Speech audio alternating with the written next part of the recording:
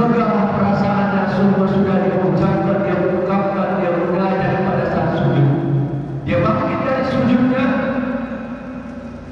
dia lihat ada Rasul pada saat itu sedang berdiri di sampingnya. Dia tarik tangan Rasulullah sehingga Rasul pun duduk antara dua sujud.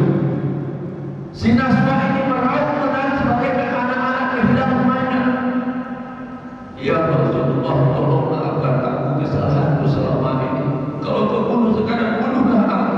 Balaskanlah dendam atas perilakuku selama ini.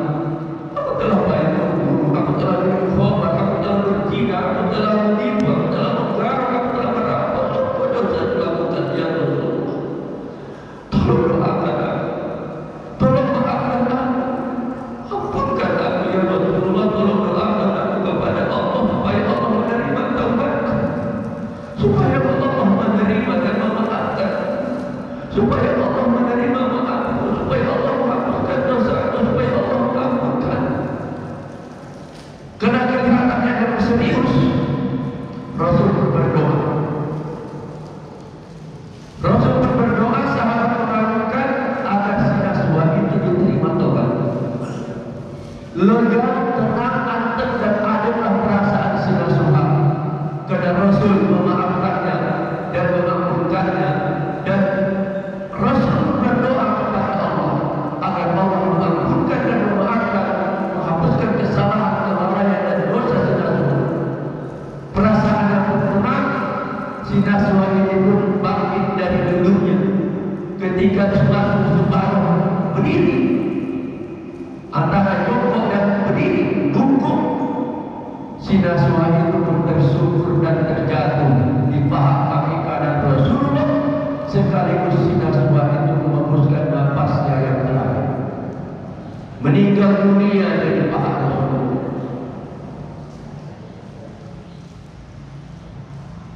Allah turunkan malaikat membawa ayat Quran surah At-Tahrim ayat 8. Ya ayyuhalladzina amanu tubu ilallahi taubatan nasuha. Hai orang-orang yang beriman, taubatlah kamu kepada Allah seperti taubatnya nasuha. Nasuha itu nama orang. Nasuha itu nama mantan preman, mantan orang begat, mantan orang jahat, mantan orang nakal, mantan orang bandel. Kejahatan yang tak ada yang tak pernah dia lakukan, tapi living endingnya di akhir hidupnya Naswa itu bertobat. Allah tuliskan namanya di dalam Al-Quran, Allah cantumkan namanya di dalam Al-Quran menjadi Baitul Taubat Internasional. Namanya taubat, namanya taubat, namanya taubat Naswa. Di dalam kitab Al-Ihya Ulumuddin itu dijelaskan, dan beberapa kitab-kitab seperti Qaulus Sholihin, Jurnatun Nasih juga di sana ditulis. Taubat Naswa itu cuma sekali seumur hidup. Jadi Bapak dan Ibu berkata, taubat Naswa itu cuma sekali seumur hidup. Tapi dari sisi pendekatan historis, kenapa? Karena si Naswa begitu jahat, begitu bandel, begitu bejatnya, tapi sekali dia bertobat meninggal dunia. Makanya dikatakan sekali. Kita bolak-balik taubat karena mati, itu aja masalah. Tapi apakah harus kita berhenti bertobat karena tidak mati? Tidak. Ikhwan itu diakan tapi sunnah membalas orang ketika takut kepada. Silakan kau cari, kau kejar kehidupan dunia seolah-olah kau hidup selama-lamanya, tapi beramallah seolah-olah kau di hari esok. Kita tidak boleh menjas. Kalau kita hari ini bertobat, lantas kita boleh hebat dari orang lain. Kalau ada orang jahat, kita tengok, kita belum keren. Kalau dia nanti adanya masuk neraka, belum tentu. Kita tidak tahu lah. Kita waktu lahir diislamkan, kemudian berproses kita dalam berinteraksi, bersosialisasi, beramal, ibadah, beraktivitas secara Islam.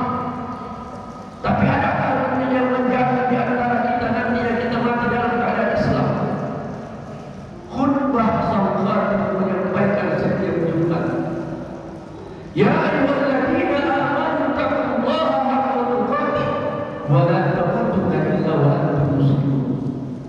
Hai orang-orang yang beriman, taubatlah kamu kepada Allah. Ya hai orang-orang beriman, bertakwalah kamu kepada Allah sebenar-benarnya takwa, dan jangan kamu mati sebelum dalam keadaan Islam. Dalam keadaan selamat, Islam dua pengertiannya. Pertama, matinya dalam keadaan Islam, maka diuruslah fardu kifayahnya, wajib diurus, dilakukan, disolatkan, dimandikan, dimakamkan. Fardu kifayah wajib dia terima.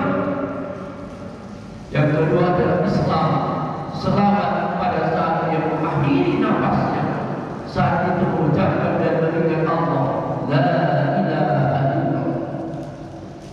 Hari ini boleh kita mati, boleh kita sering mengucapkan, mengungkapkannya, tetapi waktu nanti kita meninggal dunia kena sakitnya saat sakaratul maut, apakah kita sanggup dan bisa diingat untuk mengucapkan la ilaha illallah? Belum ada jaminan. Maka oleh karena itu teruslah kita bertobat.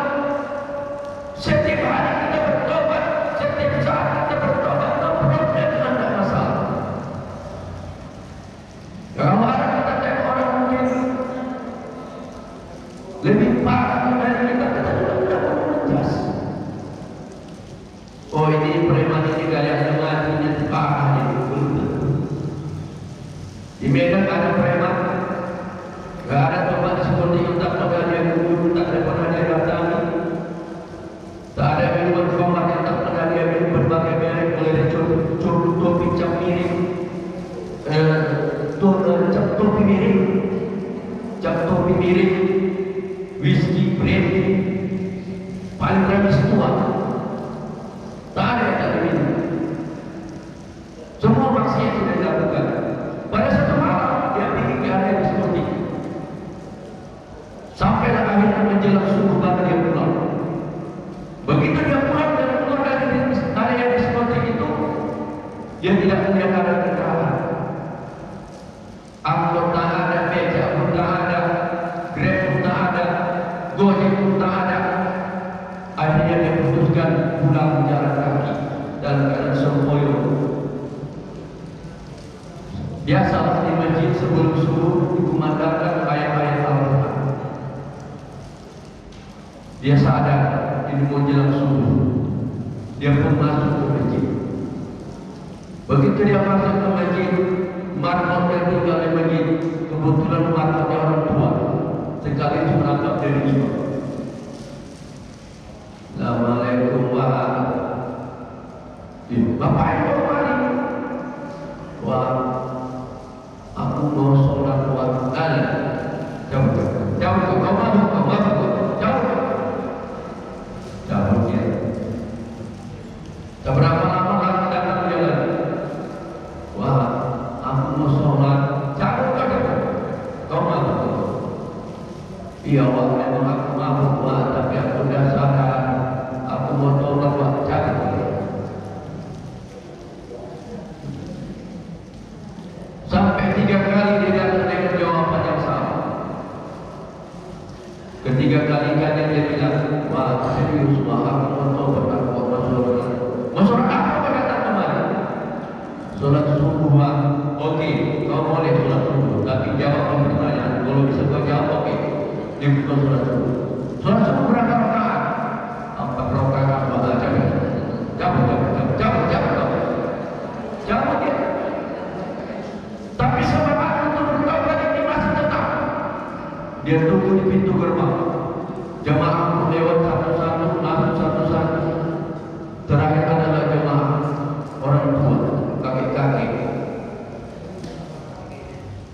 Kakek mau kemana kek? Mau sholat subuh lah. Mana lagi? Aku nanya ini. Nanya apa kau? Sholat subuh berapa rakaat kek? Ya 2 lah. Apa aja Allah bilang disuruh aku keluar, apalagi sakit. Tapi karena semangatnya juga kuat, ada penghormatan, komat dilaksanakan, imam pun maju ke depan. Pada saat imam maju ke depan, di situ dia lari ke kamar mandi, dia Dia pun maju beribadahnya. Bismillahirrahmanirrahim. Imam baca ayat. Dia sholat tidak di dalam, tapi di teras. Di teras dia sholat. Siap sholat, orang berzikir, orang berdoa. Setelah itu pulang satu persatu. Habis jemaah semua dan pulang. Marbot yang berangkat dari imam keluar. Ditengoknya di teras itu preman itu tadi dalam keadaan sujud. Dalam hati si Marbot tadi kata musik